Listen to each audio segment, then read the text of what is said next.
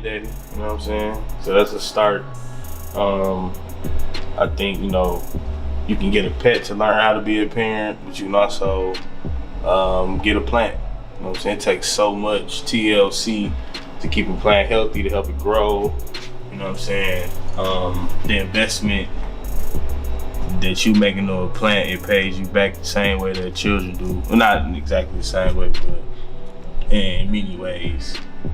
And I seen how therapeutic my home and my environment has grown to be since I incorporated plants into my house. At one time I had damn near 200 plants in my crib, and I just started gifting them out. Then I learned how to propagate, so now I kind of do that.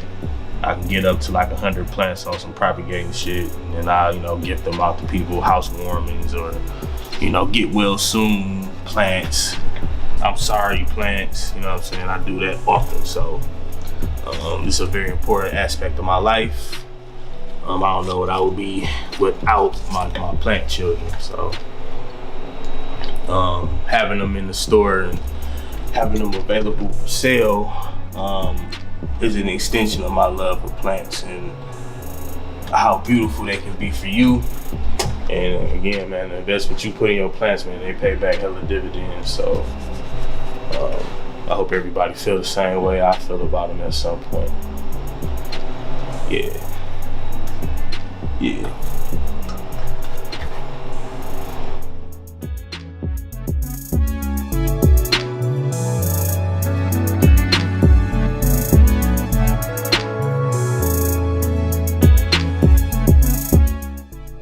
I need them to come buy this shit. That's what I need. I'm joking.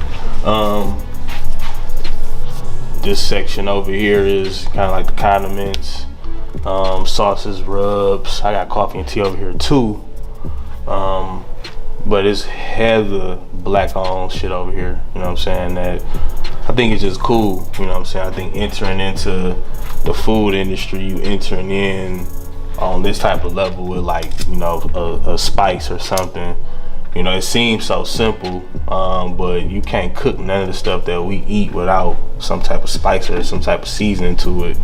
And to see so many folks that look like us entering into that field and can actually make money, like, it's really eye-opening. I think it should be something that's talked about more. You know what I'm saying? Opening a grocery store, it's cool, but this is also cool as well. You know what I'm saying? To enter into this and mass produce a product, the jobs that can be created, the story that can be told. I just love it. You know what I'm saying? To being on this side.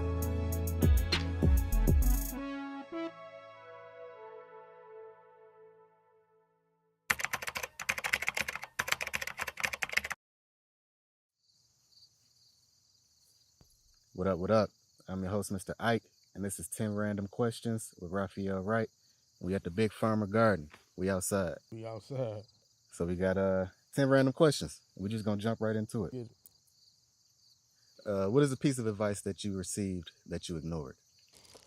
Piece of advice that I received that I ignored was being patient and, not necessarily taking my time with things, but not feeling as though I had to rush the process, trust the process, and, just be patient, stay calm, and move through everything. I wish I would have did that a whole lot more in my youth. You know what I mean? But, still perfect timing. You know what I'm saying? It's a lesson in it. Right. Okay. Well, second question. What is your favorite morning routine? My favorite morning routine, I do pull-ups now. Okay. Yeah, I get up. I always say something positive. Is usually just thank you, God. You know what I'm saying? I want my daughter to see that more often, so I do that every morning. Before I even brush my teeth or use the bathroom or anything, I got a pull-up bar right at the foot of my door. And Okay. I do some pull-ups, and then I go on with my hygiene. So that's something it get the blood flowing, it get me going every morning. Okay. So kind of a follow-up question with that. Is the pull-ups kind of just a quick way to get your heart rate up first thing in the morning? Yeah, yup. It's a jolt of energy that, what I'm saying, it flows up my back like, oh yeah, you doing something, kind of quick. So the blood get the flowing, heart get the pumping, you know what I mean? And I get the movement off of it. It just works for me. Okay. And for the third question, since we here at the Big Farmer Garden, what got you into farming? My pops, man, he always had a garden at the crib when I was growing up, and it never looked cool.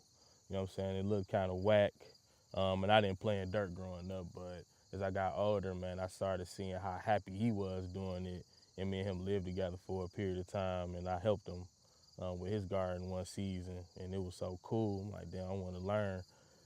And then we had the pandemic some years after that, and then they had no choice. You know what I'm saying? We had to grow our own food or something just to get by, and it became a real passion of mine at that point. But it was something I always seen growing up, and it was something I always thought was cool.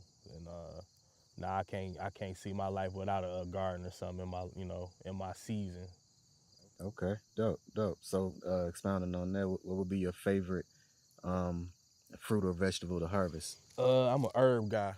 So I love, culinary herbs, man. Basil, thyme, what I'm saying, cilantro, stuff that you cook with. You know what I'm saying? I love growing that. Thyme is probably leading that pack right now because you can grow that all year. And then, it's a little kick on it when you put it in some things. So I'm a Okay, that's your secret recipe. yeah, you know what I'm saying? I ain't gonna spill too much of it, but that's the secret, you know what I mean? Okay, so for this next question, random question, what's your favorite trait about your zodiac sign?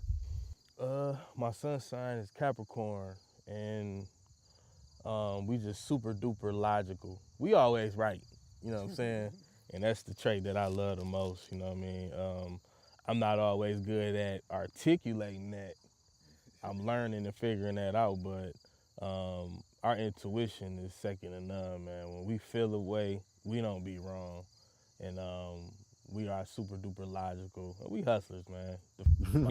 I know I just named 9 or 10 traits other than one, but you know, we the ghosts, and it's beautiful. Okay, we'll take that as one answer. Yeah. So going back to a little bit about health, how do you stay grounded?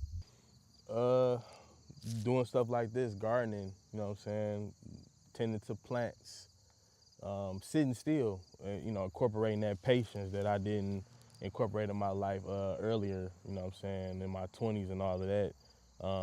Slowing down. You know what I'm saying? This could be a fast life when you want to do so much, but taking a breather, it allows me to put my feet on the ground literally, and be grateful in the other way, and push in a more strategic and efficient way. You know what I mean? But it's just slowing down and taking a breather, man. Breathing.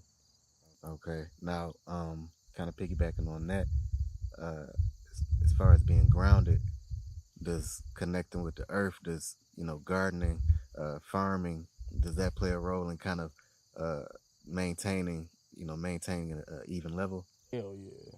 Literally. If I ain't have so much grass out here at my other garden, I got wood chips. If I didn't have so much grass, man, sometimes I would be, barefooted. You know what I mean? But I can't do that here. It's a lot of bugs and stuff and all that. But just getting out here in nature, embracing the sun, letting the sun kiss you. Sometimes I'll be out here at night. You know what I'm saying? Letting the moon, tell you a story. You know what I'm saying? It puts you in a real good place mentally, spiritually, um, and it gives you the intention on what you can do physically. You know what I mean? It's definitely a part of my routine. It's definitely a part of just my life. You know what I'm saying? Being outside and being out here. Again, I didn't play in dirt growing up, so I'm glad I caught it before I got too old and couldn't really, take advantage. So I feel like a kid at times outside.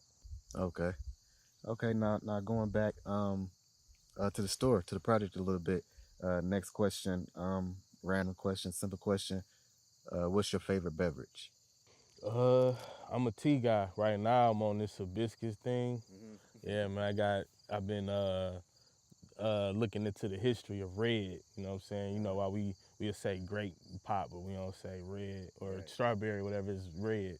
Right. Saying come back from our roots in Africa. You know what I'm saying? The hibiscus plant, the flowers. You know what I'm saying? That was one of our delicate drinks.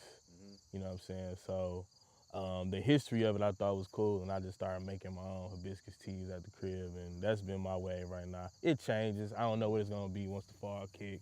I don't know what it's gonna be in the winter, but hibiscus tea it is right now. That red tea. I've been in the chokehold all summer. You know what I'm saying? That's cool. That's cool. So kind of bringing it back, the same question but in a different form. What would you say, is your favorite cocktail Cocktail, man. or wine or champagne? We're drinking champagne now, so uh, you know, adult responsible beverage. What's your favorite? If I was gonna go with a true spirit, man, I'm a whiskey dude. Yeah. Yeah, man, I'm a whiskey dude. Maker's Mark got me kind of choked up all summer too. Okay. Maker's Mark is that choice. As far as like champagne, wines, and all of that, you know what I'm saying? I think that's a vibe drink. So whatever the vibe is, that's what I kind of embrace. I don't do like Moscato and that sweet, ghetto shit like that per se no more. But I try them all. You know what I'm saying? And it'll get me together. You know what I mean? So as long as the vibe is smooth, you know what I'm saying, I'm gonna try it. All right. Okay. Okay. So now I see you rocking the Crocs now. And the Crocs made a crazy wave, and it's cool seeing a lot of different collaborations with different shoe brands and stuff like that. The sneaker game is really crazy right now. So the next question that I got for you is, what was your favorite sneaker growing up? That was hard for you to get, or that you didn't get a chance to get. Jordans. I wasn't really on the Jordans like that because my parents wasn't playing that, man. They wasn't standing in no lines, and they didn't have the connections to get them like that. And I always seen my classmates and friends with them. I always wanted pairs. But when I got old enough to buy my own shoes, it was New Balances. For the longest time, I've been wearing them since like late middle school. Right. You know what I'm saying? 8th grade, going into high school. And they never left, man. I've been wearing New Balances for years. But I'm a sneaker guy in general, man. Some are Nike, some are Adidas, some are Reebok. They all make something you like. You know what I mean? But what I go for, not just style but comfort. So I got a bigger foot, so the shoe gotta be comfortable. If it ain't comfortable, then I don't like it. And that's why New Balance and Crocs win, because they just super duper comfortable and they got a style on them. You know what I mean? Right. It works for me. Okay. So next question is, how much sleep do you actually get? I'm not functioning without 7 hours. Yeah. I'm not even gonna entertain doing nothing in the day if I don't get 7 hours of sleep. So that depends on when I go to sleep. I'm gonna get 7 hours. You know what I mean? So being a dad, I go to sleep earlier so that I can get to 7 to beat my daughter up so I can get her ready for school and all of that, and for work. But I'm not doing nothing unless I get at least 7 hours. Now, ideally, I could sleep much longer than that. Right. But we still got work and life to live. So a good 7 that'll get me done for the day. Now, what are some of the the side effects you may notice if you're getting too little sleep, or what is the first sign like, okay, I need to catch up on some rest? Tired, you know what I'm saying? Like, can't really get my daily tasks together. Mentally, I'm just kind of all over the place, forgetting stuff. You know what I mean? Like, when I get enough sleep, I feel like the plan that's set the night before going into that next day can get executed. And because growing up, it was like, you hustling. You're supposed to always hustle. You're constantly on the grind. You're supposed to, sun up to sundown. And, you kind of translate those, or you carry those, bad habits into, just your regular adulthood, especially when you're, entrepreneur, business owner. And, you forget that, you gotta slow down sometimes. You gotta sit down. Yeah, I think, evolution, we forget about that too. That hustle and all that makes sense when your social status, your spiritual place, your mental place is in a different bag, you know what I'm saying? When you younger and you ain't got bills, you ain't really got nothing to lose, seemingly, or got nothing that you feel like you need to work for, staying up all night makes sense, you know what I'm saying? And your body responds to that. But once you start getting older, you mature, or at least you should be striving to mature. So you start, throwing away them little kid games and the little kid shit. You start doing adult things, and that comes with a shift in your physical. Like, man, you got all these dreams to do all these great things. You got to get some sleep. You know what I'm saying? Your diet changed. When you younger, you can eat anything. When you get older, it's like, nah, man, your body can't run off McDonald's, bro. You got a family to take care of. You got a community to, uplift. You got people to inspire. You got to do that. with a certain diet. You got to go to sleep. Your mental got to be right. Spiritually, you got to be in a certain place. So, you know what I'm saying? A lot of us miss that train of evolution when it comes, you know what I mean? So that all of that is important as well. And you got to know that it's in front of you, you know what I mean? So I just recognized that it was in front of me. I know I wanted bigger things in my life. So them adjustments had to be made. Okay. So we got the last question. It's question number 10. If you could give one piece of advice to a complete stranger, what would it be? If I can give one piece of advice to a stranger, what would it be? I would say, do you.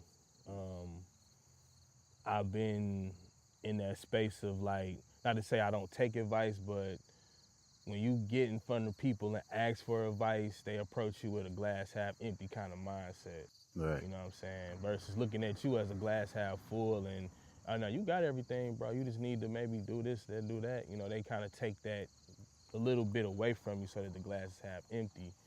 And it just, you know, it will kill you at times. So, man, just do you, whatever your gut is telling you need to do it and hope you fall forward if you fall. You know what I'm saying? But don't live with this regret of like, dang, what if I woulda or shoulda, coulda. Right. Nah, man, just go ahead and do it. You know what I'm saying? If you fall, hope you fall forward. If it don't work, try it again. That's life. You know what I'm saying? But just do you. Don't let nobody fears, you know, talk you off of what you want to do. Don't let nobody opinions talk you away from what you want to, you know, do or be. Chase what's really in your heart, what's really in your stomach, and you will be happier doing that versus listening to everybody else, man. Do you and do it to the fullest extent. That's it. That's from the man himself. And that's a wrap. That's a wrap. 10 random questions with Mr. Ike, Raphael. We at the Big Farmer Garden. And that's a wrap.